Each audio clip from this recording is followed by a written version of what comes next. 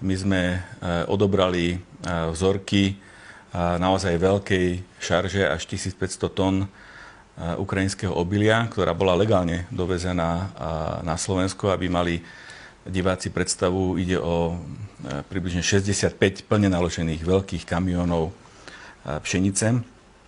A my sme v súlade s európskou legislatívou po tom, čo sme v našich akreditovaných laboratóriách potvrdili výskyt nadlimitného množstva rezidua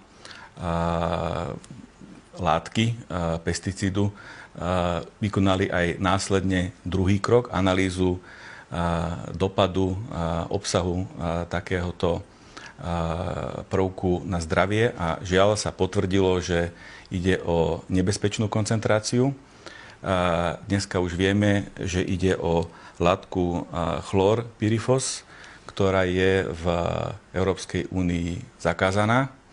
A z uvedeného dôvodu som pred hodinou vydal súhlas na vydanie usmernenia ústredným riaditeľom štátnej veterinárnej a potravinovej správy na zákaz spracovania a uvádzania akýchkoľvek produktov z tejto pšenice na slovenský trh. A tento zákaz sa bude týkať všetkej pšenice, ktorá sa nachádza na Slovensku. A my budeme od zajtrajšieho dňa intenzívne vykonávať kontrolu všetkých vzoriek ukrajinskej pšenice všade na Slovensku. Samozrejme zintenzívnime aj kontrolu produktov, ktoré boli z akejkoľvek ukrajinskej pšenice vyrobené. A budeme samozrejme o výsledkoch kontrol informovať. Je mi naozaj ľúto, že musíme pristúpiť k takémuto drastickému opatreniu.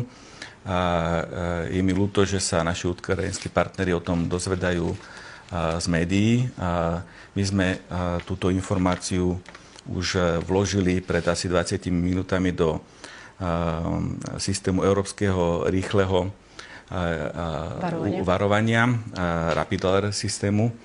Takže už dneska môžeme povedať, že sme túto kontaminovanú vzorku obilia našli v našom najväčšom mlyne.